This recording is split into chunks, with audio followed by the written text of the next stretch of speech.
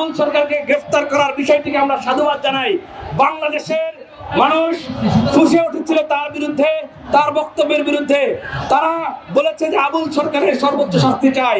আমরা জুলাই মঞ্চ থেকে বলতে চাই, শুধু আবুল সরকার নয়, বাংলাদেশে সে হিন্দু হোক, সে বৌদ্ধ হোক, সে মুসলিম হোক, খ্রিস্টান হোক, যেই ধর্মের অনুসারী হোক, সে যদি অন্য কোন ধর্মের দেব দেবতা মূর্তি বা হচ্ছে আল্লাহ, খোদা, ঈশ্বর যাই বলেন, যার যে ধরনের প্রতিপালন করতে আছে, তাকে নিয়ে যদি কেউ অবমাননা করে, উল্টা পাল্টা কথা বলে, তাহলে সারা বাংলাদেশের সম্মিলিত শক্তি তাদেরকে প্রতিহত করবে। আমরা ফরহাদ মাঝারকে বলি, দরবেশ ফরহাদ মাঝার একজন বদমাশ। বদমাশ না হলে সে কোনোভাবেই সেই প্রেস ক্লাবে দাঁড়িয়ে আবুল সরকারের পক্ষে দাঁড়িয়ে বলতে পারে না যে আবুল সরকারকে গ্রেফতার করা মানে আপনাকে গ্রেফতার করা। Who the hell are you, Farhad মাঝার? No one you are. বাংলাদেশের ধর্মীয় সম্প্রীতি নষ্ট করবে, বাংলাদেশের মানুষের মূল্যবোধ আঘাত করবে, এরকম মানুষের পাশে যে দাঁড়াবে তাকেও আমরা বয়কট করলাম। ফরহাদ মাঝারকে বলতে চাই, বোধোদয় উদয় হোক আপনার, আপনার বোধোদয় দরকার আছে। বাউলদের পক্ষে আপনি অনেকদিন ধরে কাজ করছেন, আমার কোনো আপত্তি নেই। বাউলরা যদি কোনো একটা ধর্মকে পালন করে সেক্ষেত্রে আমার কোনো আপত্তি নেই, কিন্তু সকল ধর্মের একটা জোগা খিচুড়ি বাংলাদেশের মানুষের সামনে উপস্থাপন করে যেটার মাধ্যমে অন্যান্য ধর্মগুলোকে কটূক্তি করা হয়, এরকম কোন সিস্টেমের মধ্যে বা এরকম কোন সিস্টেম আমরা বাংলাদেশে আর চাই না। দেখেছেন বাউল আবুল সরকারকে গ্রেফতার করার প্রতিবাদে আমাদের দিল্লিতে, এখান থেকে দিল্লিতে হুক্কা হুয়া বললে এই বাংলাদেশ থেকে কেয়া হুয়া বলা সেই ধরনের পাঁচটা কুকুরগুলো কিন্তু সাম্প্রতিক সময়ে বেশ লাফালাফি করছে। আমরা দেখেছি যে বাউলকে গ্রেফতার করার প্রতিবাদে শাহবাগে এবং শহীদ মিনারে তারা কর্মসূচি ঘোষণা করেছিল। আমরা বলতে চাই, আপনারা কর্মসূচি করেন, বাউলদের কর্মসূচিতে আমাদের কোনো সমস্যা নেই, কিন্তু সেই কর্মসূচিতে যদি আবুল সরকারের মুক্তির দাবি চাওয়া হয়, আমরা কিন্তু সেটা প্রতিহত করব। আবুল সরকারের মুক্তি নয়, আবুল সরকারের বিচার চাই আমরা।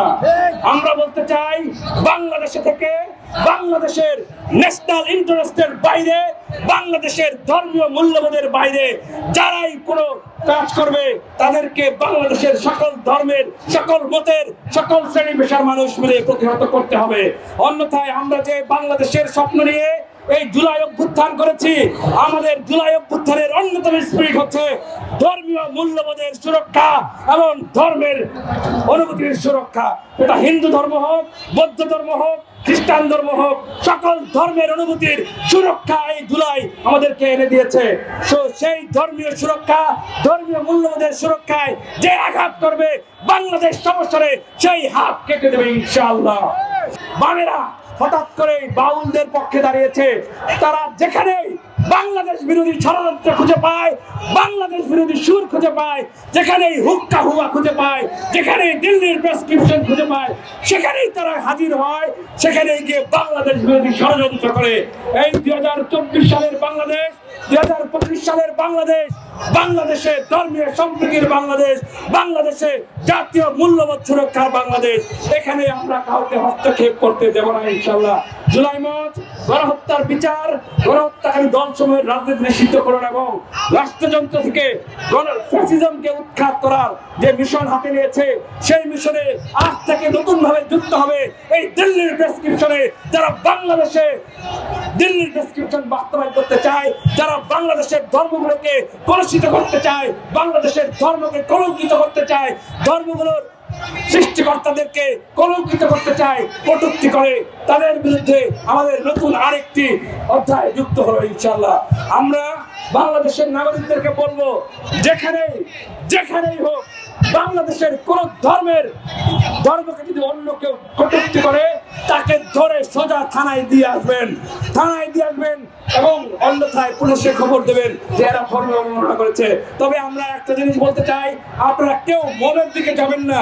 প্রতিহত করার রাজনীতি যদি শুরু করি আমরা একে অপরকে ক্ষতিগ্রস্ত করে ফেলবো, বেশি মত করবো না, তবে উপযুক্ত প্রক্রিয়ার মাধ্যমে তাদের আমরা বিচার নিশ্চিত করবো ইনশাআল্লাহ।